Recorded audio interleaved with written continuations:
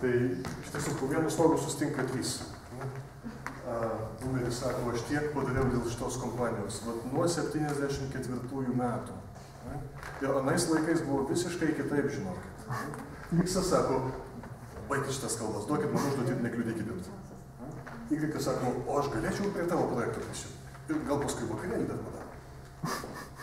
Tikrai, po vienu stogu susidūrė skirtingos kartos ir kaip dirbti vadovui turint tuos skirtingus žmonės. Ir jeigu galvosi, kaip kiekvienam įtikti, tai iš tikrųjų grėsia šizofrenija.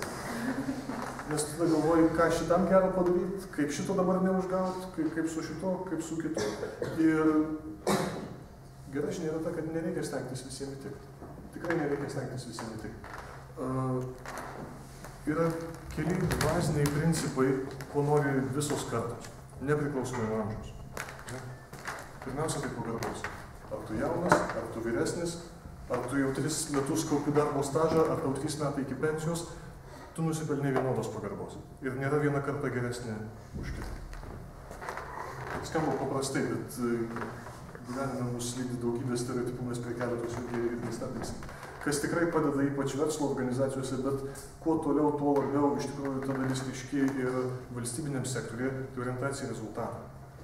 Ir vis mažiau tokių istorijų yra, bet vis dar yra tokių istorijų, kur darbuotojai perduoda viens iš lūpų į lūpas tą gerąją patirtį, sako, jeigu eini koridoriumi kur nors, tai geriau neškis popierius. Kodėl, sako? Jeigu vadovas paklaus, ką veiki, tai sakysi, kad esu užsiėmęs. Tai vis mažiau tokių dalykų yra, vis mažiau darbo dėl darbo, vis daugiau orientacijos į rezultatą. Ir tas natūraliai, ko gero formuojasi, bet tą vadovai irgi gali dar labiau pastiprinti. Mažiau liks laiko galiausiai galvoti apie tuos skirtingumus ir panašiai, kai mes būsim labiau užsiėmę siekimų rezultatų. Lankstumas. O tas kafeterijoje metodas, kintamų skatinimo priemonių metodas. Leiskim žmonėms pasirinkti, kas juos labiau veža. Vienam tai bus laisvas lankstus grafikas, kitam tai bus papildoma poilsio diena, trečiam tai bus sporto klubo abonementas. Kodėlgi nepadaryti taip, kad žmonės galėtų pasirinkti?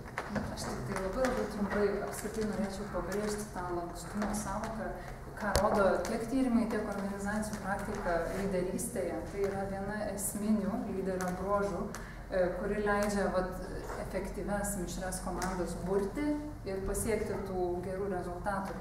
Ir lankstumas, tai mes kalbame apie lankstumą plačiąją prasme požiūryje, savo vertybėse, savo bendravimo stiliuje ir tame tokiame pripažinime to, kad mes visi turime teisę būti skirtingais. O dabar būdami skirtingais, ką galime geriausio šitoj komandai sukurti?